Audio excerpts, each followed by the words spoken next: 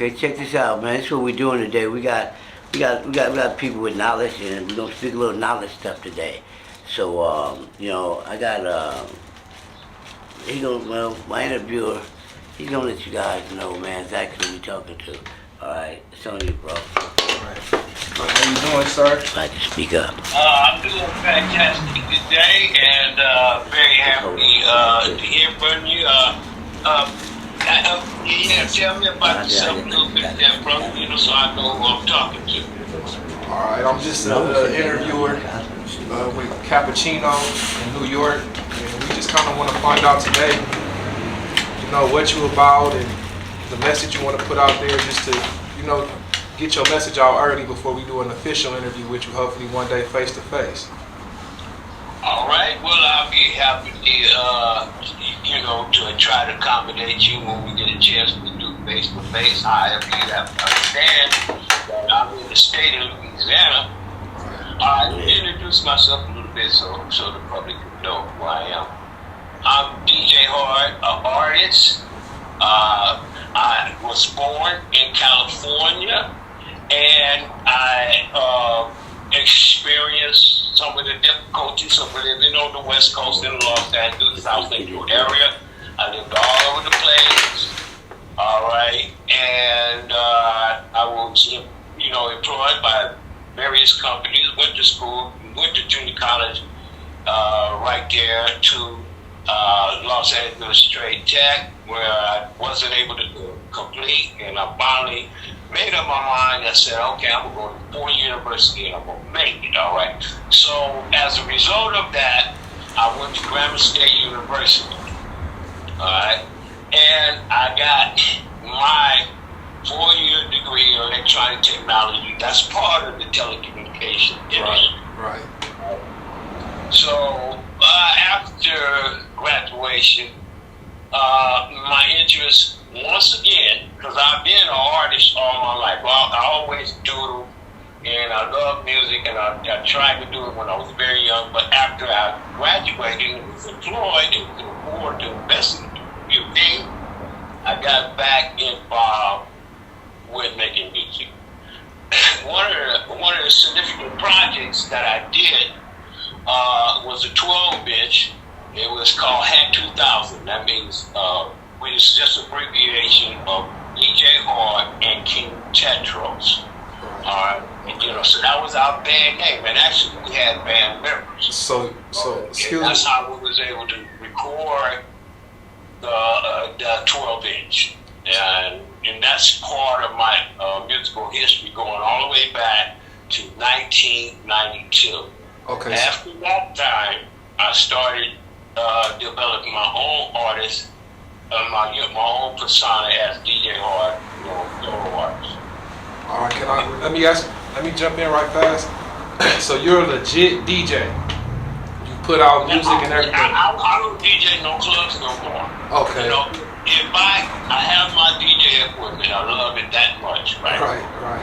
If I use my DJ equipment, I use it to promote my music, and doing a live DJ mix or social media or something like that, or I use it in the making of new songs. All right. Do you have any music you're working on right now, or that you put out recently?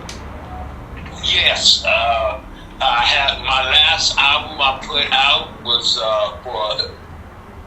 it was a New Year's party album. As a matter of fact,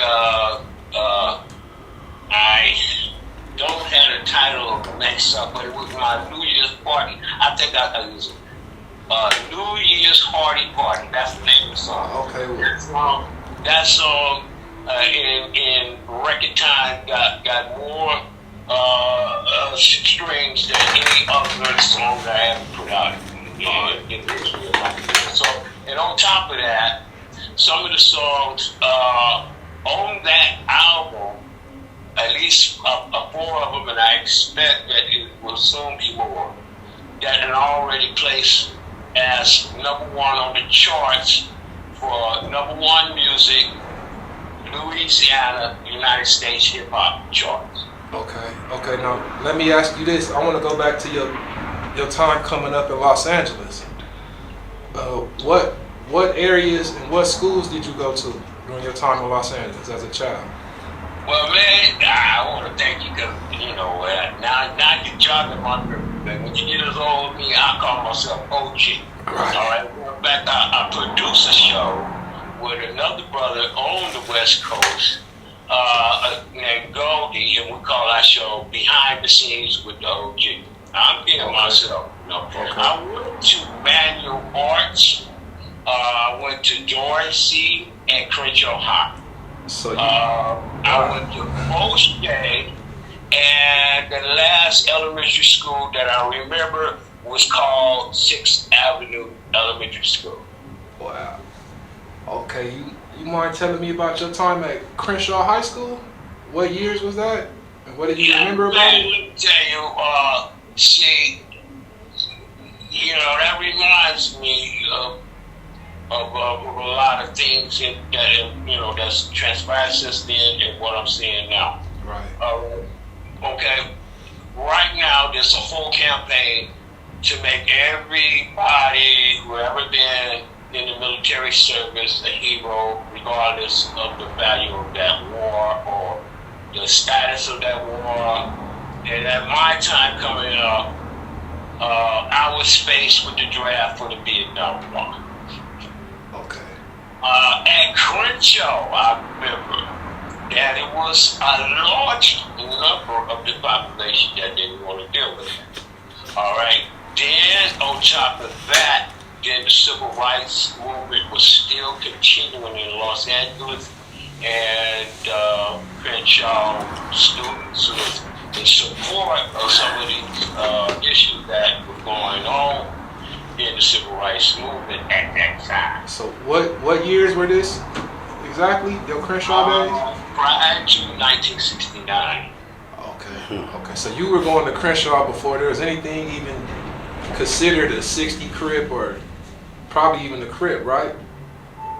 Well, see, for some kind of way, I guess because I always had this tinkling to be an artist, a craftsman, and to go to college, that a lot of that gang activity, I knew it was around, but I wasn't involved with it. I even knew my friends was involved with it, but I didn't get involved in it, and they didn't drag me into it. So that was all good, and it probably saved my life. Right, and that's why I'm studying today, 3121, the California Reparation Task Force. And, I would say that I have to give a shout out to all of the committee members that's on that, all 9, regardless of their position, because they all showing to be excellent professionals and very patient and considerate people as I, review the documentation that they're putting out, because to me, this is the first time I have ever seen the government be so transparent. Right. And what's the name of that program again? It's the reparation proposal to study. Now, right now, I like what they're doing because they're trying to accomplish something in 1 year. So in between now and next year, they are having public meetings where public input. So they're not only stopping with expert witnesses, they are allowing the public to make public comments. Right. Yeah. So, but they refine it to 3 minutes. So, but if you and either researching your family or American history, as I study, I just studied the general thing because, all these divisions like Black history, African American history, it's all on a big umbrella called American history. So I study American history. Right. So let me ask you something. I heard you say you went to the Grambling State University. Yes. And I know that right now, HBCUs, they're on fire. Jackson State's all over the news. Grambling State's all over the news. FAMU's all over the news. And I just want to know if you can kind of take us back to your time going to an HBCU and just let us know about that experience that a lot of black people haven't experienced like you have. Well, okay, it was like home away from home without the city life. What do you mean by that? Because I was from a black neighborhood, South Central LA, predominantly black at the time when I left. My neighborhood had a lot of black people in it. Right. I was always able to see black people. All right, so and that's what I was accustomed to, along with all of the other varieties that we have in Los Angeles. The Orientals and Hispanic people of European descent. All right, so I'm used to this diversity. However, at Grambling at that time, it probably is still today, because I visited recently the campus with a family field trip. Right. And the look is different compared to when I went there, but it was beautiful for me to be there. However, I would say from listening to some of the other students that tried to make it at Graham State University, I would say number one is try to stick with your business on campus, and see if you can find a part-time job and stay out of the mess with the community. All right, and that's what I did. Basically, that's what I did. Right. And so that kept me on track, and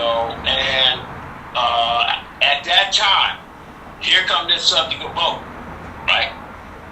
Now, this is why I'm studying AB 3121, is to be a little bit more familiar with how some parts of government work. But what I perceive is that since the civil rights movement, all right, people really get active in politics at election time. All right, so here you go, you vote Democrat, right? I just, in the show that I'm producing right now, that's going to be released very soon, behind the scenes with the OGs, episode 12. I'm on episode 2 right now. And this deal with AB 3121. And part of that, we can see how when it came to reparation issue, even Biden, like before he was elected, kind of joked it off. All right, so it is not something that should be joked off. It is something that is necessary. To me, it's necessary to rebuild American industry, because our community have suffered because we have lack of investment power and also lack of knowledge of how to handle finance. All right. So when it came to vote, I said, okay, we got to get involved. Tell him we'll get a part 2 with him. I got the call. People need to know. So what I did, I invented a radio show on the campus of Graham State University called Student Speech Forum, and we try to interview anybody of any religion, all right, or any subject dealing with politics and what's going to go on in the election. And I'm telling you, it was a lot of work because, man, you got to make a lot of calls to convince people to come onto your program. Right, you're right. All right, that's pretty much it for me today. I just wanted to introduce you. I wanted to kind of highlight the fact that you an HBCU graduate. And is that the reason why you decided to stay in Louisiana after you graduated from Grambling State? No, sir. Okay. Unfortunately, I lost my good paying job one way or another. I don't want to get into the details of that. Right. But after that, I found out that my degree and work experience would not get me into a high-paying career as I had planned. And so, over a long period of time, after I exhausted my resources, I was homeless. And so, thanks to our community, I was able to find little pieces of refuge. I came back to California because part of my original community was still there. I had somebody to lean on, like my family and friends. Right. And that was very important because while I was homeless, the homeless shelters would often be filled up. That's why I want to give a big shout out to all the ladies that was in my life during that time. Right. Right. Without them, I would probably be dead. Because there's on the streets, there's 3 predators in that AB 3121 as a remedy of reparations. It's the non-repetition of some of the bad things that happen, like police brutality. Like that was the number 1 threat when you were homeless. Number 2 threat is crazy people. And number 3 threat for me was the gangsters, the gangbangers. All right, but I put them last because you could talk to them.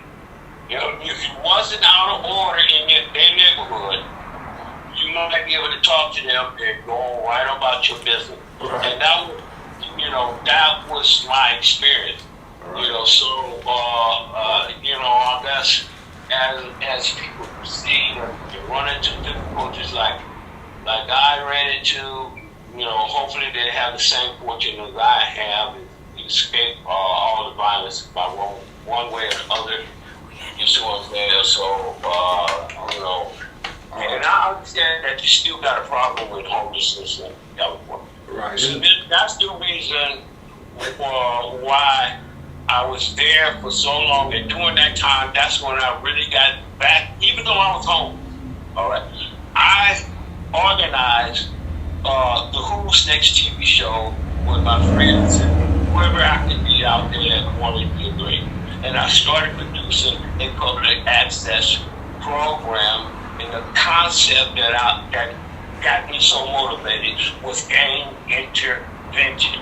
Right. Okay, we gon' I'm gonna cut you right there and pass you back to Cappuccino.